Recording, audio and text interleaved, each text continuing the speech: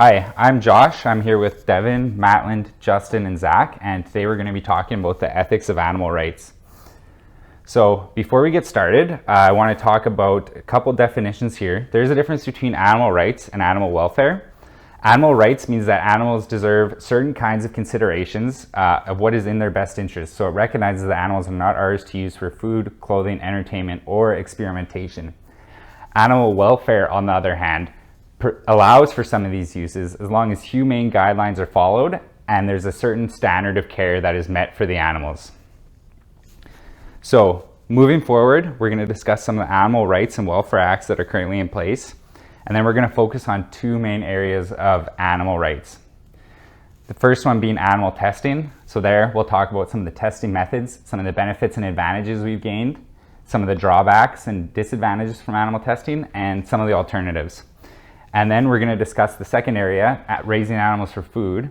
So again, there we'll talk about some of the benefits, the drawbacks, and then we'll discuss some of the ethical implications surrounding this. So here are two examples of acts that are currently in place to protect animals. We have the Animal Welfare Act. It was put in place in 1966 in the US. And then we have the Animal Protection Act. This one's in Canada. So basically both of them just provide a minimum standard of care that animal owners need to provide their animal, and it gives the government a way to prosecute people who are not treating their animals correctly. There'll be many other rights and acts similar to this in other countries. These are just two examples from North America close by here.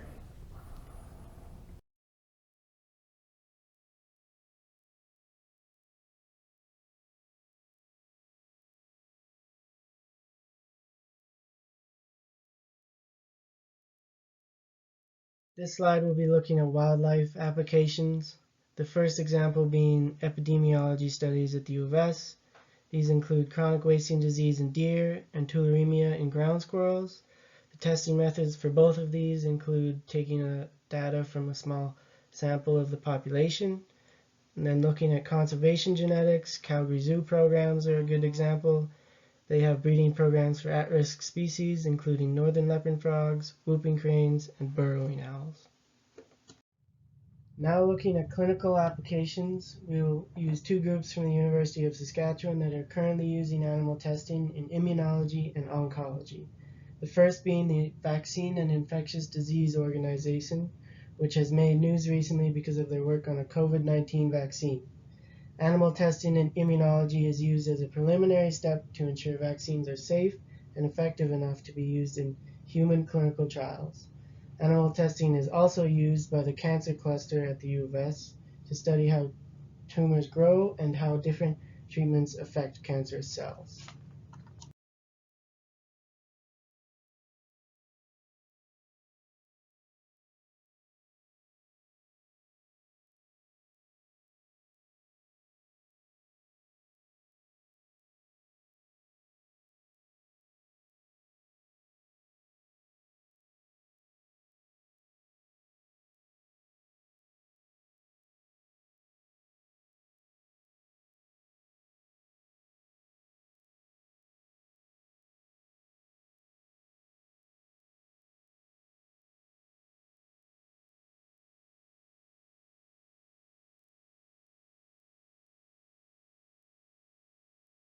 Finally, we looked at examples pertaining to animal production studies.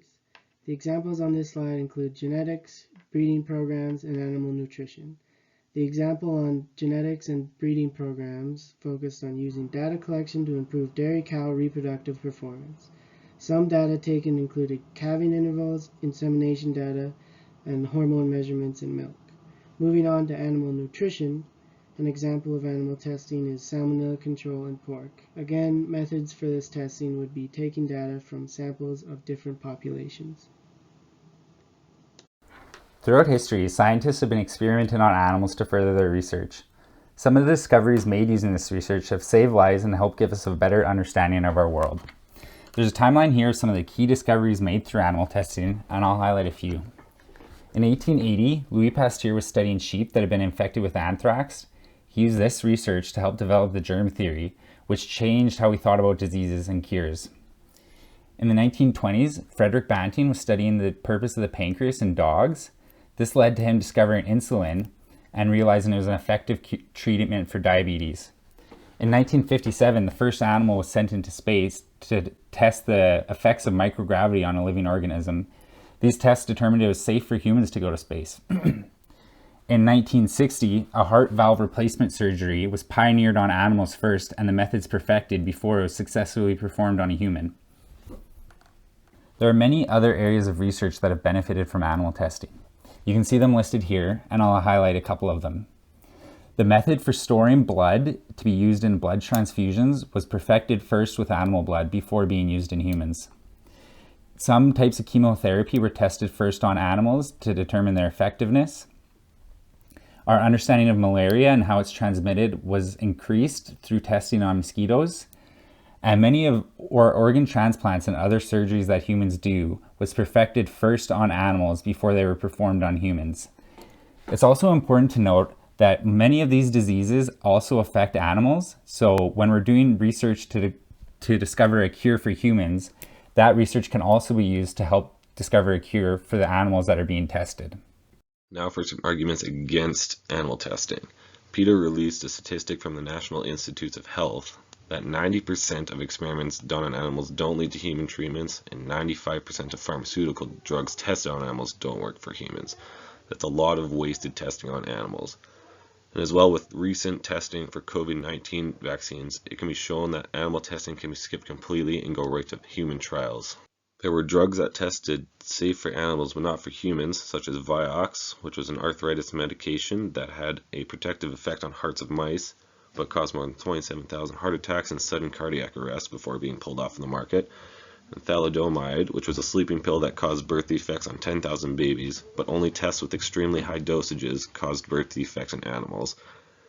As well as there's drugs that aren't safe for animals but they are for humans, such as aspirin, which is extremely dangerous to cats and also dogs. There are alternatives to animal testing. One of such is microdosing, which uses doses small enough to not cause reactions in humans, but are based on the results of before and after blood sampling. There's in vitro testing, which uses tests of human cells and tissue in a petri dish without a human subject, as well as computer simulations can be completed. These alternatives have led to the creation of governing bodies such as the U.S. Interagency Coordinating Committee on the Validation of Alternative Methods.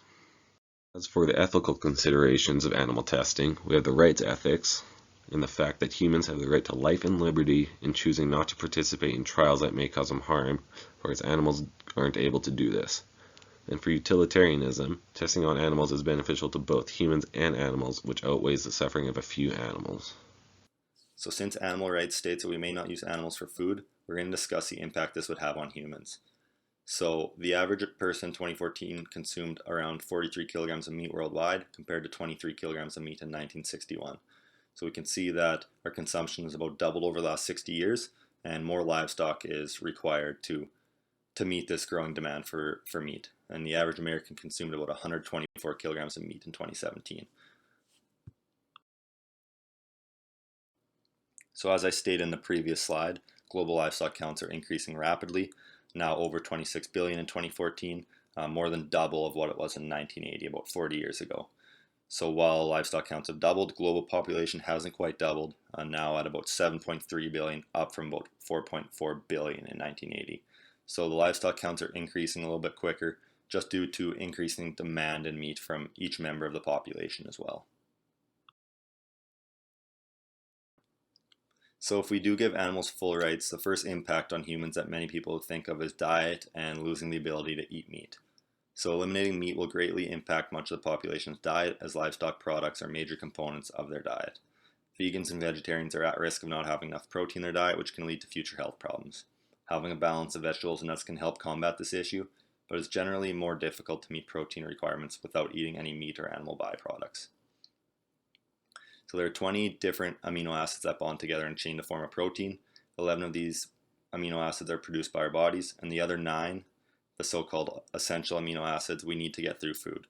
Many foods contain some of these, but not all amino acids. Vegetables, whole grains, seeds, and nuts are some of the examples that contain some but not all. Meats are known to be complete protein sources that contain all 9 essential amino acids. Artificial meat products may help bridge this gap in diet, and reduce reliance on livestock, but the effects of these products are still unknown as they're relatively new, and they may be unrealistic for low-income countries to adopt. One factor that may be forgotten if we eliminate the right to raise livestock is the impact on the economy that would occur. Raising livestock is an important economic activity globally, contributing 1.5% of GDP with increased significance in low and middle income countries. These lesser developed countries generally have much smaller manufacturing, technology, and natural resources sectors, and rely on more traditional forms of labor as well as farming. Food and farming continues to be one of the biggest economic sectors in the world. We are no longer in the 14th century, when as much as 76% of the population worked in agriculture, but farming still employs more than a quarter of all workers globally. This does not include the people who work along the meat supply chain, including the slaughterers, packagers, retailers, and chefs. Now let's examine some arguments against raising animals for food. In many large-scale animal productions, livestock is subject to population densities that are much higher than those found in nature. Examples of this are cattle feedlots and fish farms like the one I've shown on the right. This is done obviously for economic benefit and growth. However, animals cannot verbally communicate if they're uncomfortable or are in pain in these sorts of situations. Another problem is the long-haul transportation of livestock. This is necessary when livestock is bought or sold. But in these situations, livestock is again subject to small spaces, which can lead to disease spread. These are all things we need to consider when we look at the economic benefit versus the animal treatment in raising animals for food. Now let's talk about some health concerns. As mentioned in the previous slide, disease in animals spread a lot faster when animals are raised in close quarters. What about humans though? Can this affect us? Well, human interaction with livestock on a regular basis has been shown to bridge disease between animals and humans. Furthermore, the transmission of bacteria is also increased with large-scale animal production. This happens when E. coli enters the water system through manure, typically, and then is used in irrigation of crops. An example of this is spinach, and that's how you can contract E. coli from eating spinach without washing it. So if there's two things we can learn here is that there are health concerns with raising animals for food, and also wash your lettuce. How about the environment? So meat-based diets use a lot more energy and land resources than those of plant-based diets. A quick look at how the food chain works reveals this. Also, the water footprint of any animal product is larger than that of the crop product. Finally, greenhouse gas emissions from animal products are always higher than those of plant-based products. The graph on the right shows this, and you can examine it to see how each different type of animal product compares to the plant-based products. So, how does raising animals for food affect ethics and engineering? Let's take a look at duty ethics. They say that each man should be entitled to the maximum amount of freedom without infringing on anyone else's rights. So if we were to give animals rights, we would be infringing on the animals' rights by using them for food. However, you'd also affect people because people have the right for the maximum amount of freedom, which includes eating what kind of food they would like to. Now let's take a look at ethical relativism. This applies here because different customs and societal norms affect the perception of animal rights. In some societies it's okay to eat different animals, while in other societies it is not. Finally, let's look at engineering. Each engineer at some point in his or her career is going to have to choose between economic benefit and the comfort or care of animals and or humans. So again, when engineers are designing and building production facilities for animals, they're going to have to make this decision between animal comfort or care and also minimizing costs of the facility. Some additional questions that should be considered include if there are any animals that already have animal rights. Dogs and house pets may be close, however it could be argued that pets are considered a source of entertainment and they may not be allowable under animal rights. As well, are there any animals that shouldn't be considered for getting animal rights? Are there any animals that definitely should?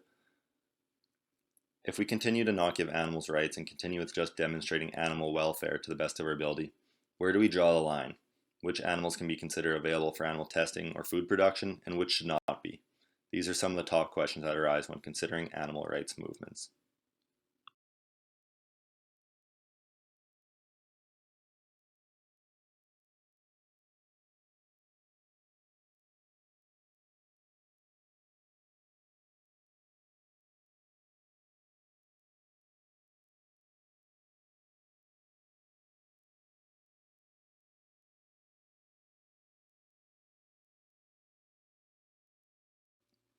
And with that being said, we will now like to open the floor to any questions on our presentation.